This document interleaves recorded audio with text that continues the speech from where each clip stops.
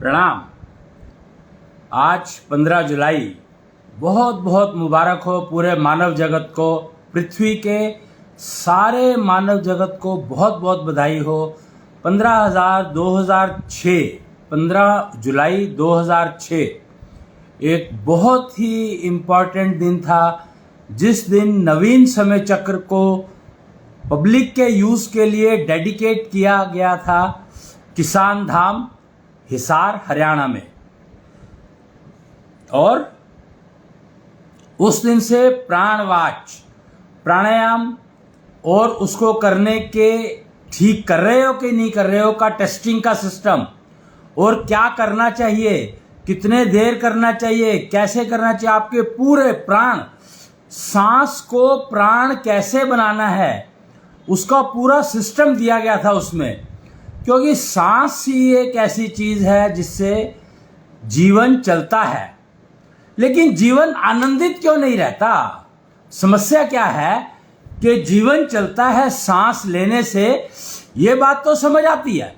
क्यों सांस नहीं, जो मर जाता है वो सांस नहीं लेता है, ये बात आराम से समझ आती है। लेकिन जीवन चलता है सांस लेने से, ये बात आती है समझ। पर जिंदगी में कष्ट क्यों है, आनंद क्यों नहीं आता, ये बात कैसे समझ आए? तो ये ज्ञान तो दिया था समय चक्र ने, बताया तो समय चक्र ने था, दिया तो टेक्नोलॉजी तो समय चक्र ने दे दी थी, पर समझने वाले अभी तक इसको समझ नहीं पाए। इसके ऊपर रिसर्च नहीं, इतने सालों से रिसर्च चल रही है पर किसी नतीजे पर पहुंच नहीं पाए बहुत ज्यादा। आज मैं आपको बताऊंगा एक और जो उसका वो दे रहा हूं मैं आपको दूसरा अध्याय, नवीन समय चक्र टेक्नोलॉजीज थी। आज मैं आपको ज्ञान दूंगा जिसको, ज्ञान और टेक्नोलॉजी, जब तक ये दोनों चीजें उपयोग नहीं करोगे, जैसे योग व योगा दो अलग अलग शब्द हैं और दोनों का उपयोग समझाया नवीन समय चक्र ने, लेकिन क्या हम समझ पाए? नहीं। पर फिर भी क्लियर कट एग्जाम्पल समझ में आया कि कुछ तो फर्क है, ये तो समझ में आना शुरू हो गया। आज मैं दूसरे दो शब्द पकड़ रहा हूं, ज्ञान और विज्ञान। ज्ञान और विज्ञान के दो शब्द को आज मैं समझाऊंगा कि जीवन को आनंदमय बनाना है तो कैसे बनाना होगा। दोनों का ही उपयोग करना पड़ेगा आपको, ज्ञान का भी और विज्ञान का भी, तभी आप जीवन को आनंदमय बना सकते हो, नहीं तो नहीं बना सकते, संभव ही नहीं है। और टेक्नोलॉजी के बिना वैलिडेट नहीं कर सकते, वैलिडेशन नहीं कर सकते, तो इसलिए जिंदगी बेकार है। आपको जो भी ज्ञान है, जो भी विज्ञान है, उसको जब तक आप टेक्नोलॉजी से वैलिडेट नहीं करोगे तब तक वो बकवास है, कोरी बकवास। वो एक छोटा सा ना गाने की दो लाइनें हैं, जिंदगी क्या है, गम का दरिया है। तो आज से वो गाना ऐसा हो गया है, जिंदगी क्या है, गुणों का दरिया है। जिंदगी क्या है, गुणों का दरिया है। और मतलब कमाल है कि ये बात कभी समझ में ही आई नहीं कि जिंदगी तो गमों का दरिया बना रखा था, जबकि जिंदगी गुणों का दरिया है। तो ये बात समझ आने में ऐसा क्यों? तो इसका सिंपल सा आंसर समझ में आए कि जब तक आप अपने सांस को ऐशो सांस नहीं बना लोगे, जब तक आप अपनी ब्रेथ को, ब्रीदिंग को ऐशो सांस में अपग्रेड नहीं कर लोगे, तो आपकी एफिशिएंसी ऑफ लर्निंग बढ़ेगी नहीं। आपको सीखने में बहुत टाइम लगेगा, जन्म निकल जाएंगे, आप नहीं समझ पाओगे। तो आपको अपनी एफिशिएंसी बढ़ानी है और मेंटेन रखनी है, तो आपको अपनी सांस को ऐशो सांस में अपग्रेड करना ही होगा, कोई हल नहीं है। ऐशो सांस, याद रखो, ऐशो सांस, सांस को ऐशो सांस में अपग्रेड करना ही होगा, कोई हल नहीं है आपके पास, करना ही होगा। तो आपकी लर्निंग एफिशिएंसी इंप्रूव होगी, और तब जब वो इंप्रूव होगी तब आप खोजना शुरू करोगे कि मुझे एक्चुअली सीखना क्या है। एफिशिएंसी नहीं है तो आप अभी तक यही नहीं समझ पाए कि मुझे सीखना क्या है। तो आपको सीखना है अपनी योग्यता को बढ़ाने का तरीका, अपनी एलिजिबिलिटी को इंप्रूव करने का तरीका। कुच्छल कहे बन कुच्छल कहे योग्यता बढ़ा, आप मिलेगा ज्ञान। वो भगवान जी, भगवान और भगवान में क्या फर्क है? तो भगवान जो है वो सिर्फ देता है, 5 तत्व दे दिया उसने, अब कर लो इसका जो करना है, और मेंटेन करना, उन 5 तत्वों को मेंटेन करना भगवान की जिम्मेदारी है, और वो मेंटेन करता है उनको, उसने दे दिए। देखो कितना सुंदर सिस्टम बनाया है। पैदा हुए 5 तत्वों से, चल रहे थे, मर गए तो भी 5 तत्व थे, और वो सारे विलीन हो गए। आपका संस्कार हो गया, आपने 5 तत्व छोड़ दिए। कितना शानदार सिस्टम बनाया भगवान ने। लेकिन भगवान ने तो दे दिए, अब उसका तुम करोगे क्या, ये कौन बताएगा? तो इसके लिए आपको भगवान की पूजा करनी पड़ेगी। भगवान बताएंगे, भगवान ही बता सकते हैं। भगवान के बारे में कहा जाता है, delivers desired to deserving devotee. Delivers desired to deserving devotee. Deserving is a keyword. Eligibility, पहले मैंने एफिशिएंसी की बात की थी, ऐशो सांस। आज मैं एलिजिबिलिटी की बात कर रहा हूं। एलिजिबिलिटी का मतलब क्या है? योग्यता। योग्यता किस चीज की भाई? योग्यता है टीम का मेंबर बनने की। समाज, क्या समाज बिना टीम के चल सकता है? क्या कोई भी काम कोई भी इंसान अकेला कर सकता है? सिवाय सांस लेने के नहीं, ऐसा नहीं है। सिर्फ सांस लेने के नहीं है, और भी बहुत सारी चीजें दी हैं। ज्ञानेंद्रियां, 5 ज्ञानेंद्रियां दी हैं, स्त्रियों को 6। कर्मेंद्रियां 5 दी हैं पुरुषों को, स्त्रियों को 6। तो टीम किसको कहते हैं? टीम बनाने का ही नहीं पता है। टीम बनाई जाती है ज्ञानेंद्रियों और कर्मेंद्रियों को मिलाकर के। टीम लीडर बन जाओ। अरे भैया, टीम लीडर कौन? टीम लीडर तो आपका मन है ही, पर ज्ञानेंद्रियां अपना काम कर रही है, कर्मेंद्रियां अपना काम कर रही है, और वो कुछ कह रहा है, आंख कुछ कह रही है, कान कुछ कह रहा है, हाथ कुछ कर रहा है, पैर कुछ करने को कह रहे हैं, दिमाग कहीं और चल रहा है। आप तो टीम का कंसेप्ट ही पता नहीं है आपको। तो आज से परिवार एक टीम का कॉन्सेप्ट दे रहा हूं मैं, शुरू करना होगा। समाज परिवार से बनता है, समाज परिवार से बनता है। परिवार इकाई है समाज की, कुटुंब की, और कुटुंब इकाई है समाज की, और समाज इकाई है विश्व की।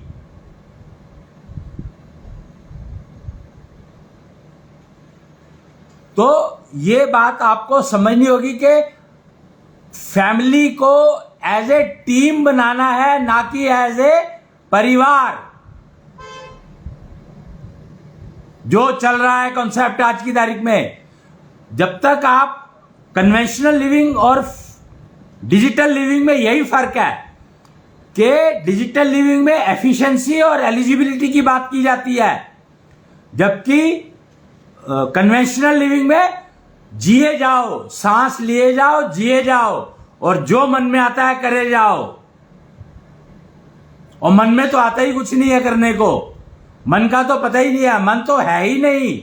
लोग कहते हैं मन तो है ही नहीं, और मन की किए जाओ।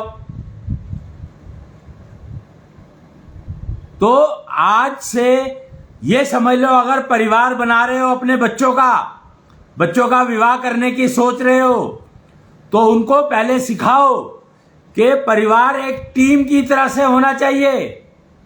तो टीम मेंबर बनना सिखाओ उसको, और टीम मेंबर बनना है तो उसका ई-स्क्वेयर कोशेंट को मॉनिटर करो। ई-स्क्वेयर कोशेंट यानी एफिशिएंसी इनटू एलिजिबिलिटी, मेजरेबल है शंख टेक्नोलॉजी से, डिजिटली मेजरेबल है। तो हर प्राणी का उसको कम से कम अपना ई-स्क्वेयर कोशेंट तो पता हो, और उसको कैसे इंप्रूव करना है ये तो समझ आए, तभी तो परिवार में उसका विवाह करोगे तो कुछ फायदा होगा। नहीं तो क्या करोगे आप, अपनी जिंदगी तो खराब की बच्चों की ओर कर दी, और बच्चे गाली दे रहे हैं पेरेंट्स को। आज की तारीख में सोशल मीडिया भरा पड़ा है कि पेरेंट्स का ध्यान रखो, पेरेंट्स का ध्यान रखो। जब पेरेंट्स ने जो सिखाया वही तो वो कर रहे हैं, और इस बात को पेरेंट्स मानने को तैयार नहीं है कि उन्होंने अपने बच्चों को गलत सिखाया। कोई पेरेंट मानने को तैयार नहीं है इस बात को। तो बताओ, अगर अपनी गलती नहीं मानना सीखोगे तो उसको सुधारोगे कैसे? जिंदगी क्या है?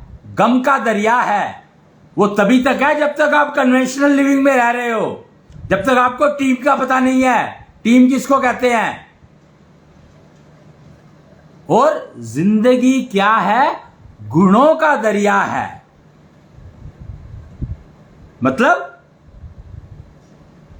बड़ा सिंपल सा है, साधारण सा मतलब है भाई,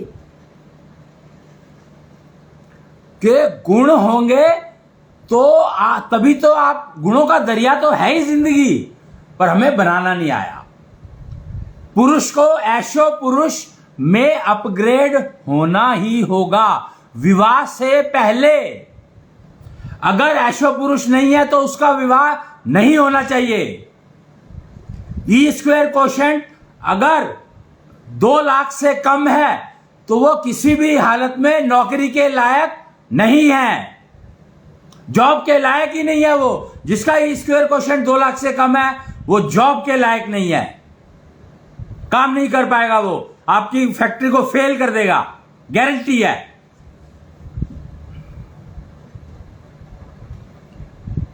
तो ई-स्क्वेयर कोशेंट, और पुरुष को ऐशो पुरुष बनना ही होगा। स्त्री को भोगवान कन्या, लड़की को, स्त्री को नहीं लड़की को भोगवान कन्या बनना ही होगा।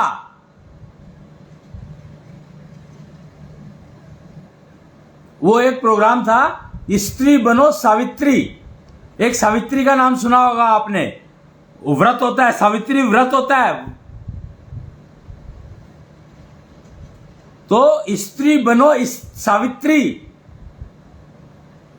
कैसे बनेगी? कहानियां सुनने में बहुत अच्छी लगती हैं, पर उन कहानियों ने तरीका नहीं बताया कि कैसे बनना है, पर उन्होंने कहा ऐसा संभव है।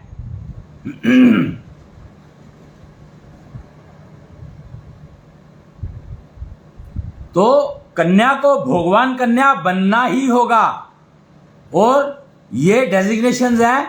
भगवान कन्या अगर कोई बनती है तो वो कृष्णिका हो जाती है। लड़कियों की बात कर रहा हूं मैं, before marriage, before losing virginity. Marriage का मतलब virginity you have not lost. तो before losing virginity they have to be भगवान कन्या,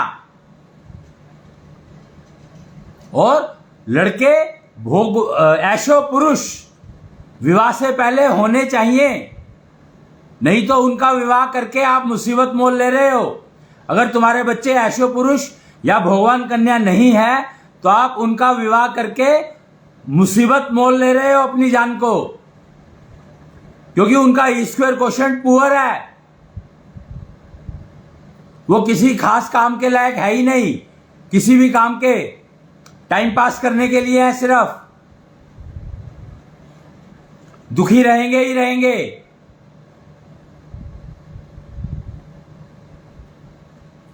तो जो भगवान कन्या होती है उनको कृष्णिका कहा जाता है, और जो भगवान ऐशो पुरुष बनते हैं उनको कृष्णंश कहा जाता है। कृष्णंश यानी उनके अंदर कृष्ण का अंश जागृत हो गया, और कृष्णिका यानी उसके अंदर कृष्ण का अंश जागृत हो गया। अगर कन्या के अंदर कृष्ण का अंश जागृत हो जाता है तो समझो वो कृष्णिका हो गई, और पुरुष के अंदर अगर कृष्ण का अंश जागृत हो जाता है तो समझो वो कृष्णंश हो गया।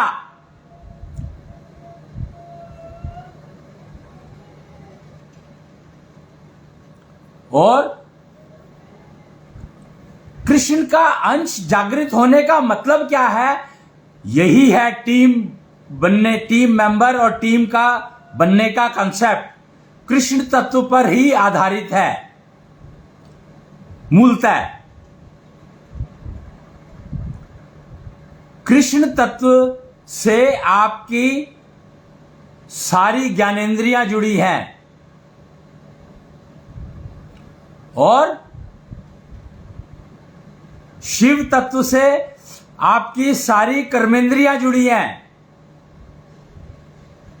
वो कहते हैं ना, कृष्ण और शिव तो एक ही सिक्के के दो पहलू हैं, ऐसा कहा जाता है। ब्रह्मा अलग है, विष्णु और महेश एक ही सिक्के के दो पहलू हैं।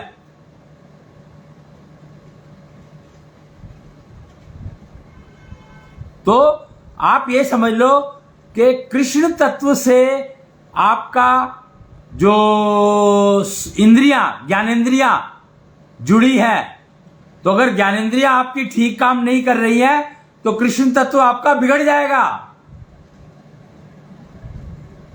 ये समझ लो। और कर्मेंद्रियां अगर ठीक वो नहीं कर पा रही हैं तो समझो आपका शिव तत्व बिगड़ा हुआ है। और अगर ज्ञानेंद्रियां और कर्मेंद्रियां दोनों एक सिंक में हैं तो वो टीम है। एक सिक्के के दो पहलू और सिक्का अलग अलग कर दिया, काट दिया बीच में से, तो शिव अलग हो गए और विष्णु अलग हो गए, महेश अलग हो गए, विष्णु अलग हो गए। तो समझो आप कंफ्यूजन के सागर में गोते लगा रहे हो, भ्रमित सागर, कंफ्यूजन के सागर में आप डूब रहे हो।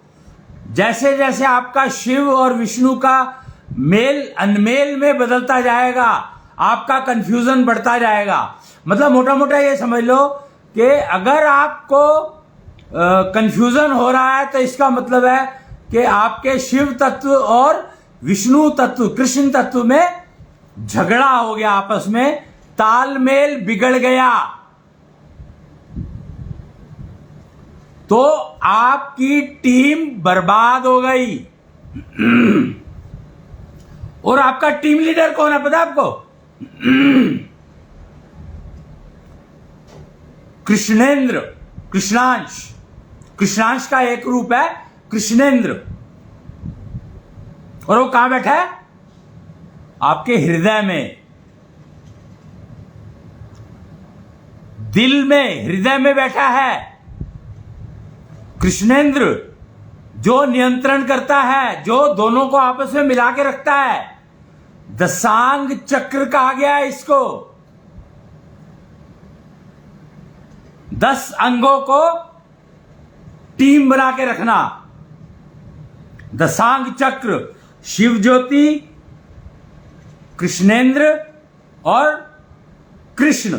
कृष्ण नाभि में, वो एक पोएम का एक लाइन है, कृष्ण बसे मेरी नाभि में, शिव ज्योति जले मस्तक में, कृष्ण बसे मेरी नाभि में, शिव ज्योति जले मस्तक में, कृष्णांश बसे मेरे दिल में। मेरी मां बहुत गाया करती थी इसको, वो बहुत जोर जोर से गाया करती थी, बोल बोल के, कि सबको कह रही है कि भैया ये सुन लो, समझ लो। वो एक पोएम है पूरी, बढ़िया, बहुत बढ़िया पोएम है, पता नहीं नाम क्या है उसका। पहले उसकी पोएम का नाम ना अपनी इच्छा हुआ करता था, उसके बाद वो बदल गया, कुछ नाम, नया नाम आ गया था उसका, पता नहीं क्या नाम आया था।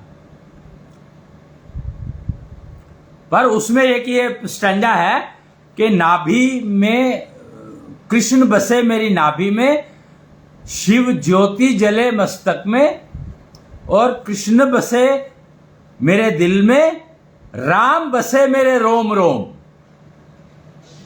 और जो रोम रोम बसे हैं वो आपके राम हैं। राम राम करो, आप राम राम करते हो तो आपके रोम के जो जॉइंट हैं, उनकी त्वचा हेल्दी हो जाती है, स्किन की सारी प्रॉब्लम खत्म हो सकती है अगर आप राम राम का जाप करो। पर विधि से करना है, निष्ठा योग विधि से करना है। निष्ठा योग ने सारी विधियां दी हैं, सारे प्रोसीजर्स दिए हैं। निष्ठा योग विधि से अगर आप राम राम का जाप करोगे तो आपको स्किन डिजीज हो नहीं सकती, फैटी लीवर हो नहीं सकता, हृदय एनलार्जमेंट हो नहीं सकता। बस आपको निष्ठा योग विधि से राम राम का जाप करना है, मात्र इतना ही। फिर देखो आपके जीवन में कैसे गुणों का दरिया बहता है। गुणों का, जिंदगी क्या है? गुणों का दरिया है। तो वो तभी होता है जब आपकी ज्ञानेंद्रियां और कर्मेंद्रियां आपके हृदय के एज ए टीम लीडर ये तीनों काम करें। फिर देखो आप, जीवन आपका, कोई कष्ट आ जाए जिंदगी में सवाल ही नहीं उठता। बांसुरी नाद करो, बांसुरी से धुन निकालोगे तो कीड़े मकोड़े, जानवर, हाथी, पड़ोसी सारे इकट्ठे होने लगेंगे आपके पास। क्या करोगे उनका? आपको उनको इकट्ठा करके क्या करना है? बांसुरी से नाद निकालो, फिर देखो क्या होता है।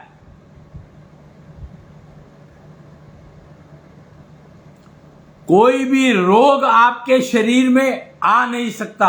बांसुरी नाद करने से आपके हार्ट के जो नर्वस सिस्टम में ब्लॉकेजेस हैं वो खत्म हो जाएंगी।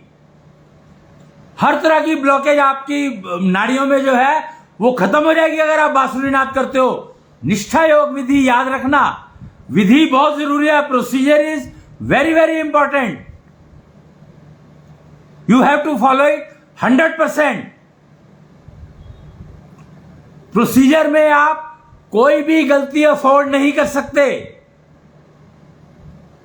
जैसे कपालभाति प्राणायाम करते हो, गलत करोगे तो आपको हार्ट अटैक होगा, आप नहीं कर सकते। इसलिए याद रखो, procedure is very very important.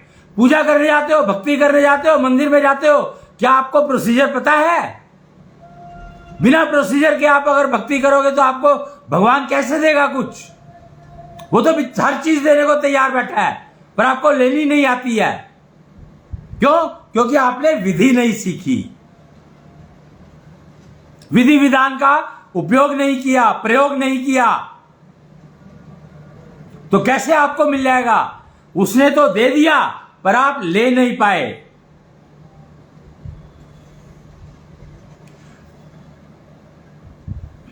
क्या कहूं मैं आप? तो मेरे को तो ये दो लाइनें ही बहुत आनंद देती है। जिंदगी क्या है? गुणों का दरिया है। और टीम का मतलब है ज्ञानेंद्रियां, कर्मेंद्रियां और टीम लीडर कृष्णेंद्र। कृष्ण, शिव और कृष्णेंद्र। कृष्णेंद्र हृदय में, शिव ज्योति मस्तक में और मन कृष्ण नाभि में। फिर देखो आप कि जिंदगी क्या चलती है। बच्चों में लड़कों को कृष्णंश और लड़कियों को कृष्णिका बनाना ही है। एकमात्र एजुकेशन, एकमात्र शिक्षा, एकमात्र विद्या और कुछ नहीं, सिर्फ एक कि लड़के को कृष्णंश और लड़की को कृष्णिका बनाना ही है। और जैसे ही पैदा होता है नया बच्चा, छठी के दिन, याद रखो, छठी के दिन उसको कृष्णांश के साथ बांध देना है। बांध देने का मतलब यहां पर है, आप लड़की है तो उसका विवाह कृष्णांश से करा दो, और लड़का है तो उसको उसका गुरु कृष्णांश बना दो, उसको कृष्णांश के हवाले कर दो।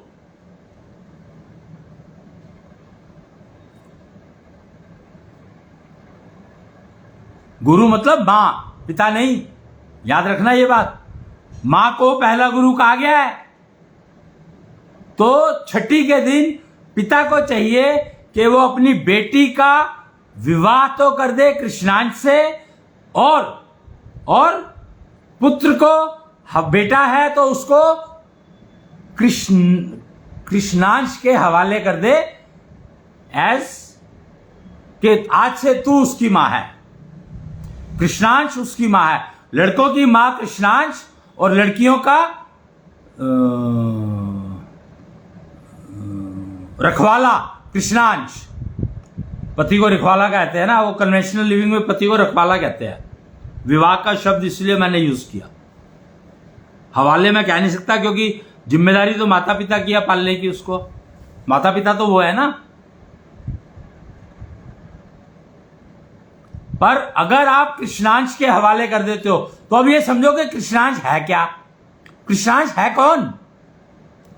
तो कृष्णांश है हवा की ऊर्जा, जिससे हवा जीवित रहती है। ऐशो सांस जब आप लेते हो तो कृष्णांश आपके अंदर जाने लगता है। तो यहां पर कृष्णांश से विवाह करना लड़की का और कृष्णांश के हवाले कर देना बेटे को, इसका मतलब समझो कि आप उनको ऐशो सांस लेना सिखा रहे हो। जब तक आप ऐशो सांस नहीं लोगे तब तक आपको आपका जो जिंदगी गुणों का दरिया नहीं बन पाएगा, गमों का दरिया रह जाएगा। गमों को गुणों में बदलना है तो सांस को ऐशो सांस में बदल लो। और कोई रास्ता है नहीं, बता रहा हूं मैं। आज 15 जुलाई है 2024। आज से ठीक 20 साल पहले 2004 में समय चक्र बना था, नवीन समय चक्र, और 15 जुलाई 2006 को वो समर्पित कर दिया गया था पब्लिक यूज के लिए, मानव जगत के उपयोग के लिए। मुझे यही नहीं पता कि अब तक वो किसी को पता भी है कि नहीं पता ये बात। भारत विश्व गुरु था, है और रहेगा। तो गुरु रूप में उसने ऐशो सभ्यता दी, जो 30 मार्च 2006 से शुरू हुई थी।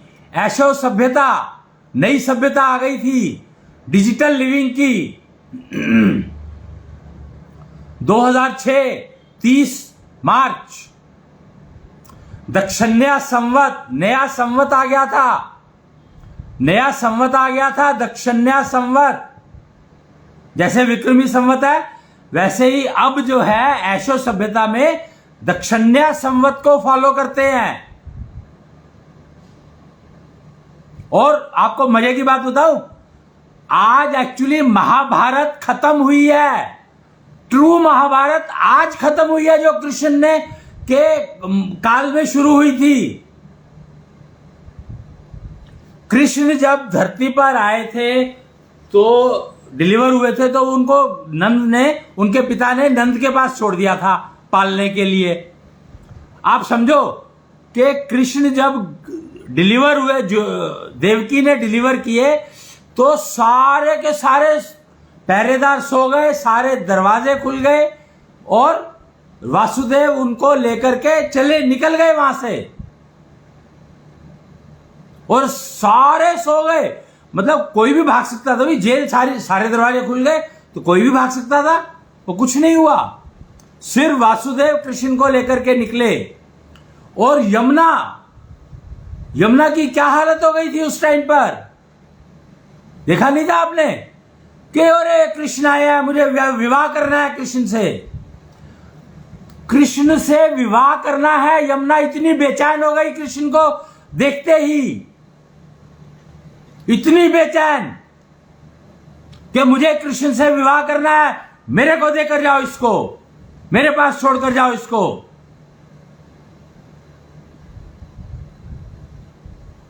वासुदेव के पास कोई हल नहीं रहा, उन्होंने बहुत कोशिश की ऊपर करने की, कुछ नहीं हुआ। फिर कृष्ण ने अपना पैर दिया यमुना को पैर से आशीर्वाद दिया, पैर से। याद रखना, पैर का अंगूठा बहुत बहुत महत्वपूर्ण है। पैर का अंगूठा, दाएं पैर का अंगूठा बहुत महत्वपूर्ण है आपके शरीर में। आपको पता ही नहीं है इस बात का शायद कि ये पैर में अंगूठा और उंगलियां, इनका क्या वो है। पैर का अंगूठा बहुत ही महत्वपूर्ण है, ये बात कृष्ण ने समझाई। और देख लो, जैसे ही वो पैर का अंगूठा यमुना को छुआ, यमुना ने छुआ और यमुना शांत हो गई।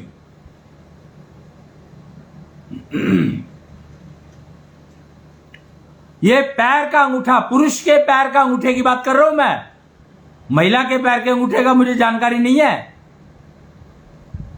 नारी ज्ञान में आया भी नहीं कहीं पर। ये मैं नारी ज्ञान का एक्सपर्ट बताया जाता हूं, तो नारी ज्ञान में कहीं आया नहीं है पैर के अंगूठे के बारे में कुछ खास। मतलब यूज अलग तरह के हैं, पर पुरुष के पैर का अंगूठा एक बहुत ही खास किस्म की एनर्जी रिलीज करता है, एंटीना का काम करता है। डिलीवर, एंटीना रिसीव भी करता है, एंटीना डिलीवर भी करता है। तो पैर का अंगूठा रिसीवर और ट्रांसीवर है, रिसीवर भी और डिलीवरर भी। सेंसर बहुत अच्छा है, ये सेंस करता है बहुत कुछ, सेंस कर सकता है बहुत कुछ, सेंस कर सकता है बहुत कुछ। खैर, मैं बात कर रहा था कि उस बारे में बात कर रहा था मैं, टीम की। तो टीम के लिए ज्ञानेंद्रियां, कर्मेंद्रियां, कोई टीम होनी चाहिए। और टीम लीडर हृदय, दिल, कृष्णेंद्र तत्व है, शिव तत्व है और कृष्ण तत्व है, तीन। तो इन तीन को मिलाकर के टीम बनती है। और अगर परिवार देखो तो माता पिता और संतान, तब टीम बनती है। कपल को कोई टीम नहीं कहता, हालांकि टीम वो भी है, पर परिवार नहीं है। परिवार तो संतान के आने के बाद ही बनता है।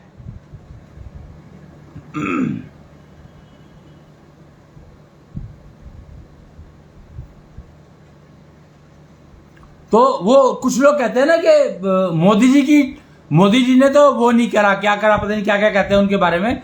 तो Modi ji as a team काम कर रहे हैं, परिवार नहीं बनाया उन्होंने एक्चुअली पूरा का पूरा समाज, मानव समाज को ही परिवार बना लिया। परिवार तो परिवार है, तो उन्होंने पूरे मानव समाज को ही परिवार बना लिया।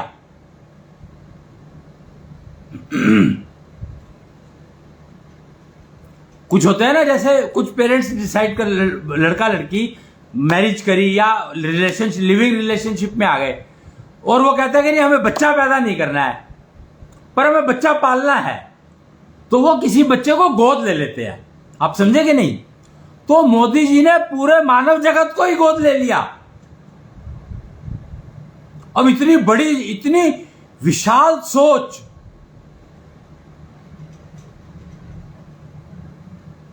इतनी विशाल सोच कि उन्होंने पूरे के पूरे मानव समाज को ही गोद ले लिया।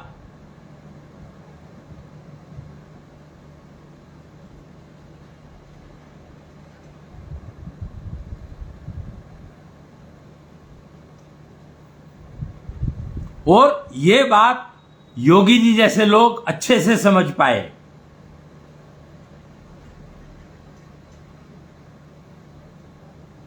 यही खेल है, गुणों का दरिया है। अगर आप जीवन को गुणों का दरिया बना लोगे तो फिर आपको क्या कष्ट आएगा भाई? कैसे आएगा? आ ही नहीं सकता। चाहे आपने पहले कर्मफल खराब भी कमा लिए होंगे गलतियों से, अब उसको ठीक कर सकते हो।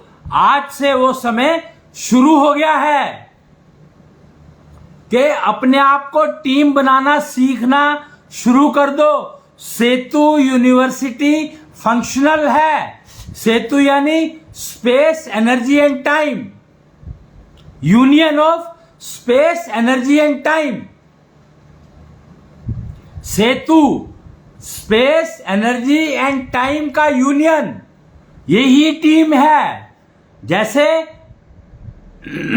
कर्मेंद्रियां, ज्ञानेंद्रियां और उनका team leader, energy supplier, team leader ऊर्जा देता है।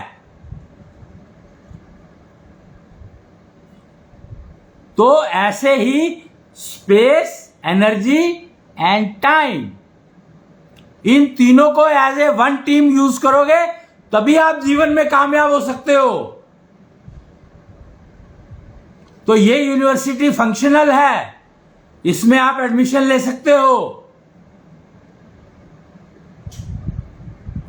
कृष्णंश बनने के लिए, कृष्णिका बनने के लिए, टीम बनने के लिए, ज्ञानेंद्रियों को ठीक रखने के लिए, ई स्क्वायर क्वोशंट इंप्रूव करने के लिए,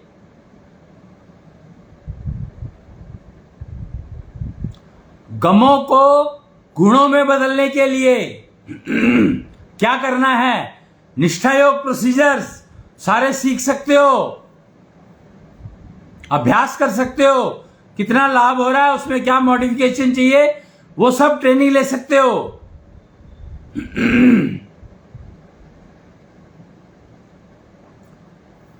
अब समय हो रहा है, बहुत समय हो गया। आज मैं कई दिनों के बाद बैठा हूं आज बोलने के लिए, क्योंकि आज का दिन बहुत महत्वपूर्ण था। भारत विश्व गुरु बन चुका था, है, रहेगा। तो रहेगा तो मतलब था तो उसने बहुत कुछ दिया, वेद दिए, पुराण दिए, वगैरह वगैरह। है तो उसने नवीन समय चक्र दिया। रहेगा तो आज वो टीम बनाने का कॉन्सेप्ट के लिए सेतु यूनिवर्सिटी दे रहा है आपको, टीम बनाने के लिए। और परिवार एक टीम होना चाहिए, पहला स्टेप। तो आज के लिए इतना ही। वो एक ना आरती है, कृष्णांश आरती कहते हैं हम लोग उसको। आत्मा वो ही तो रथ है जिस पे मन होता है सवार, तन वही तो नाव है, बुद्धि जिसकी है पतवार। बहुत ही इंटरेस्टिंग है 2 लाइनें। तो इनको समझो, और इन्हीं के साथ मैं आज का ये सेशन समाप्त कर रहा हूं। एक 3 लाइनर का प्राणाचार्य मूल वाक्य और है जो मैं गाऊंगा। अहम सत्यम जगत सुंदरम अहम शवम शिवम, पंचतत्व सत्यम पंचारक सत्यम, योग व योगा सत्यम, कृष्णांश ही आत्मा सत्यम, सत्यम शिवम शवम, अहम शवम अहम शिवम अहम शवम शिवम। जय कृष्णीष्ट, जय जय कृष्णीष्ट।